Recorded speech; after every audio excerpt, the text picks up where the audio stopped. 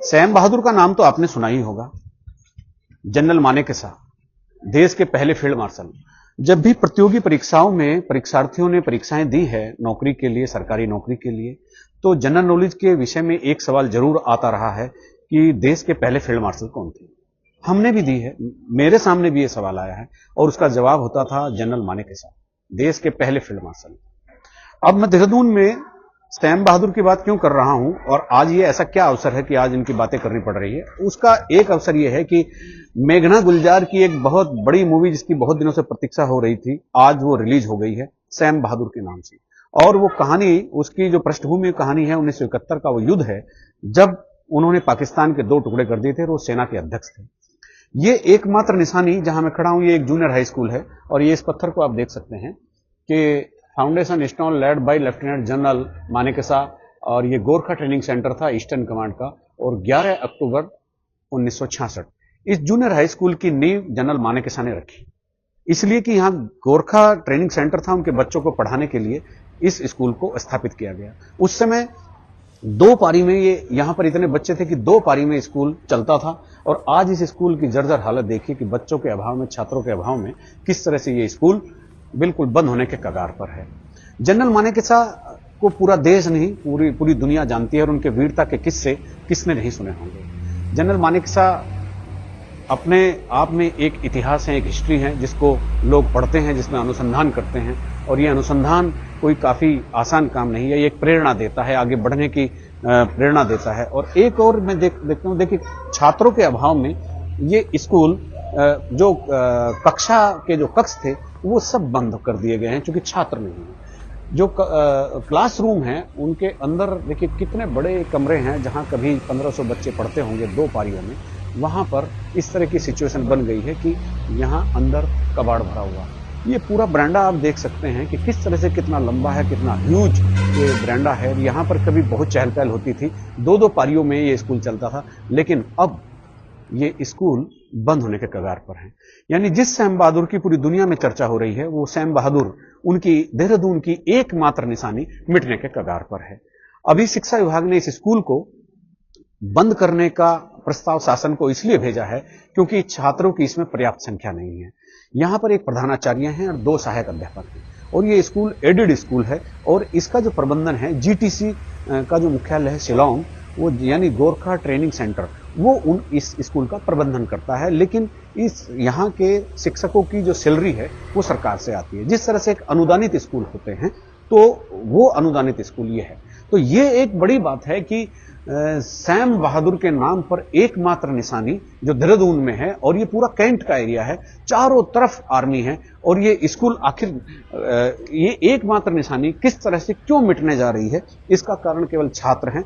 तो भाई छात्र हैं तो आप ये भी देख सकते हैं कि यहां पर छात्रों को बढ़ाया जा सकता था, और इन छात्रों को बढ़ाने के लिए सरकार को कुछ ना कुछ तो प्रयास करना चाहिए था, इसको बंद करने के बजाय। स्कूल बंद करने के लिए नहीं होते, ये शिक्षा के मंदिर होते हैं, शिक्षा के मंदिरों को कभी बंद नहीं करना चाहिए। और खास तौर पर शहर के बीच में अगर कोई स्कूल है तो वो कैसे बंद किया जा सकता है।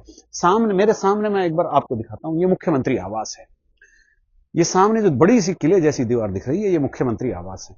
और मुख्यमंत्री आवास में यहां पर ये देखिए तो किस तरह से ये सामने की दीवार, और ये सुरक्षा चौकी है मुख्यमंत्री आवास की, और इस साइड में ये लाल स्कूल है।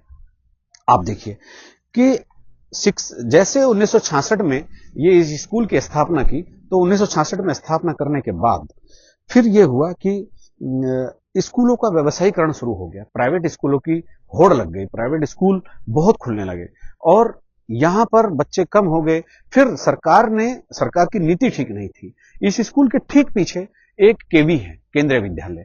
अब वो केंद्रीय विद्यालय, वहां बच्चे मैक्सिमम डाइवर्ट हो गए और मैक्सिमम बच्चे वहां पर चले गए। आप वो बोर्ड देखिए थोड़ा कि जीटीसी, ये देखिए, ये इस स्कूल का ये नाम है। तो ये जो है GTC junior high school Dehradun cantt. अब मैं एक सवाल ये उठता है, जिस सैम बहादुर का लोहा पूरी दुनिया मानती है, जिस सैम बहादुर पर मूवी बन रही है, जिस सैम बहादुर ने तत्कालीन प्रधानमंत्री इंदिरा गांधी के साथ मिलकर तो काम किया लेकिन दबाव में काम नहीं किया, जिस सैम बहादुर की वीरता के किस्से पूरी देश दुनिया में सुनाए जाते हैं, उसके नाम पर एकमात्र देहरादून में, और वो भी छावनी क्षेत्र में, एकमात्र निशानी मिटने के कगार पर है। आखिर ये कैसे हो सकता है, ये क्यों हो सकता है? सरकार को इसके बारे में सोचना चाहिए था, लेकिन अभी नहीं सोचा गया। और मुख्य शिक्षा अधिकारी देहरादून ने इसकी सिफारिश कर दी है कि इस स्कूल को बंद कर दिया जाए क्योंकि यहां छात्र नहीं है। अब यहां पर जो 30 छात्र पढ़ते हैं, वो 30 छात्र केवल उन अनुसूचित जाति के बच्चे हैं जो यहां पर आर्मी के अधिकारियों के घर में जो काम करते हैं, साफ सफाई का काम करते हैं, उनके दूसरे काम करते हैं। तो वो बच्चे अब कहां जाएंगे और कैसे उन बच्चों का शिक्षण का कार्य आगे चलेगा? उनके अभिभावक भी चिंतित हैं और यहाँ के शिक्षक भी चिंतित हैं। आखिर इस चीज को बचाने के लिए, इस स्कूल को बचाने के लिए मुझे लगता है कि उत्तराखंड सरकार को कोई ना कोई पहल तो करनी चाहिए। छात्र तो आ ही सकते हैं, शहर के बीच में, मुख्यमंत्री आवास के बगल में है, और ये कैंट की भूमि है, जीटीसी की भूमि है, और शिलोंग जीटीसी यूनिट का इसका ऑनर है, वही इसका प्रबंधक है। अब ये चिट्ठी शासन में चली गई है। अब देखना यह है कि ये स्कूल बचेगा या सैम बहादुर की आखिर एकमात्र निशानी देहरादून छावनी क्षेत्र से मिट जाएगी।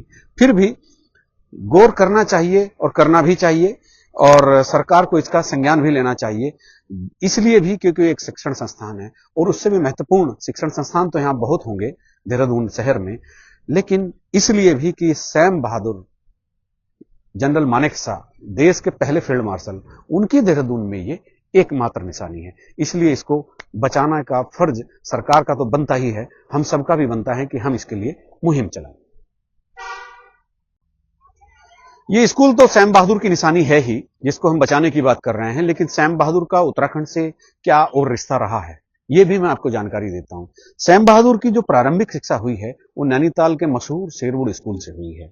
तो इसलिए उनका एक तो फौजी होने के कारण ये प्रदेश फौजी प्रदेश कहा जाता है, एक वो, दूसरा उन्होंने देहरादून में एक स्कूल एस्टेब्लिश किया, उसका उद्घाटन किया, दो, और वो नैनीताल के मशहूर शेरवुड स्कूल में पढ़े हैं जहां अमिताभ बच्चन सरीखे कलाकार भी पढ़े हैं।